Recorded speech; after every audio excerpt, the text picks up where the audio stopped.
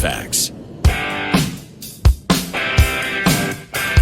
Claudia Chender, of course, leader of the NDP here in Nova Scotia, joins us. Claudia Chender, thanks as always for carving out some time. We appreciate it. Oh, good morning. All right, I wanted to get your take on this story. In the year since Nova Scotia invested in an online platform aimed at helping renters find affordable housing, a total of 23 leases have been signed. In 2023, August, the province said it would give $1.3 million over 2 years to Happipad, a Canadian nonprofit home sharing application that matches homeowners who have empty rooms with renters who need housing. Recently, we found out that 60 rooms were listed, 23 leases signed. That's a total. I think the number is something like 57, or where's the number here? $56,000 per lease. What are your thoughts on this? Yeah. I think it's ridiculous, Todd. And I think we said that at the time. I mean, the Tories almost got laughed out of the legislature when they made this announcement because it was so clear from the beginning that, you know, the purpose of this announcement was to announce something about housing.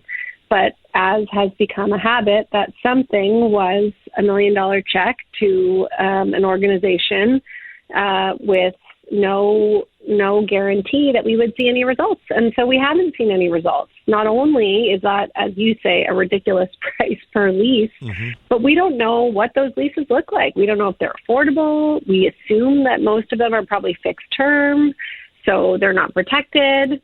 And it's a waste of money. And it's one in a long list of programs that are similar. All right. Sadly. Talk about this long list. What else is on that list of programs that are similar?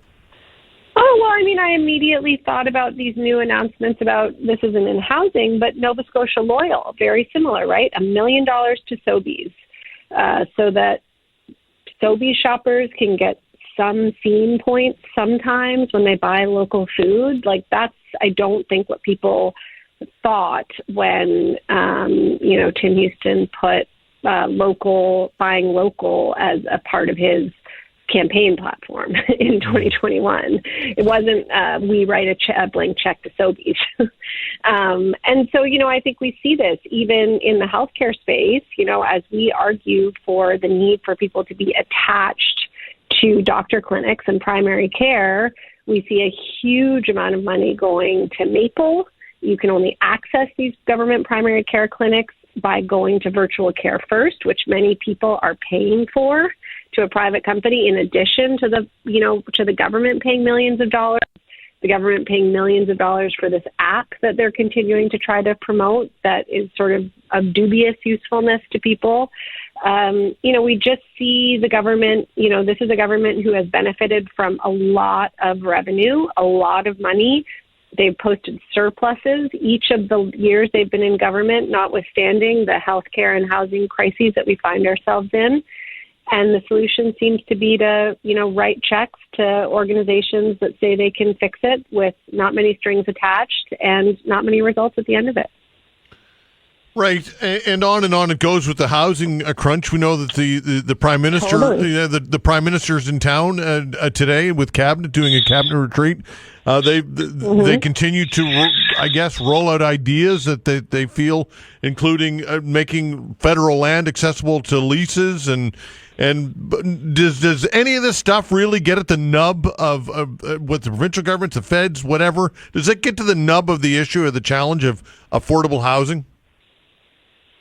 Well, I think, we just heard it, but I think this federal announcement that we heard last week around offering long-term land leases of federal land predicated on the creation of affordable housing starts to get close.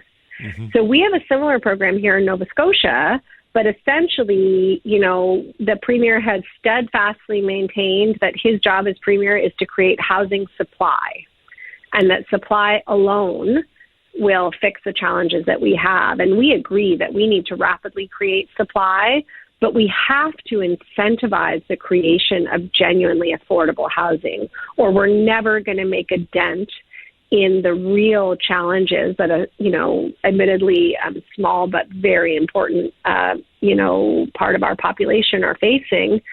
around housing insecurity, true housing insecurity. And we've talked about this in the past. So, the private sector is under all kinds of pressures, and it's not their business model to create affordable housing. That's the job of the government. The government has to create policy levers that make affordable housing come to life. And that's helping the non-market housing sector to build and buy. But that's also through leveraging government resources like land to create that affordable housing. I think that's what the federal government's trying to do. I think it would be great if the provincial government followed suit. We have a land for housing program, but again, it's just about getting housing built. We need to get housing built, and we also need to make sure that a big chunk of that housing is actually affordable to the people who are struggling and who need affordable housing the most. Yeah, and back to this $1.3 million to this company, $56,000 per lease. That ain't getting it done. Yeah. That's case in point to all of this, right? Absolutely. And how much further could that $1.3 million have gone if it was invested in any of the non-market housing organizations or co-ops that we have here in Nova Scotia, many of whom are trying to build and expand their own portfolios because they see the need, right? Like, even the government themselves, who have the largest portfolio of non-market housing, the public housing, we've had announcements that we're going to get some handful of public housing units over the next, 5 years. Let's get more now. Let's make sure that we're expanding housing that people can live in and afford, because otherwise, we are going to continue to face huge challenges. And, where we see it the most, Todd, are young people and seniors. Of course, there's a whole bunch of folks in the middle who are struggling, but, I talk to at least once a day, young folks who can't move out of their parents' houses. Now, that impacts everybody. That impacts the whole family, of course, but also seniors on fixed incomes who live in places where the rent continues to go up. And we need to make sure that all Nova Scotians can afford a place to call home. And I think that if you polled 10 people on the street, they would agree with that. But the government is not doing that right now. And the situation's getting worse. And examples like this Happipad thing, really show us that we need a different approach, and we need much more urgency to make sure, again, that not only are we creating the supply, we have a lot of cranes in the sky, but that, most Nova Scotians can afford to live there. Indeed. Claudia, appreciate your time. Thanks as always.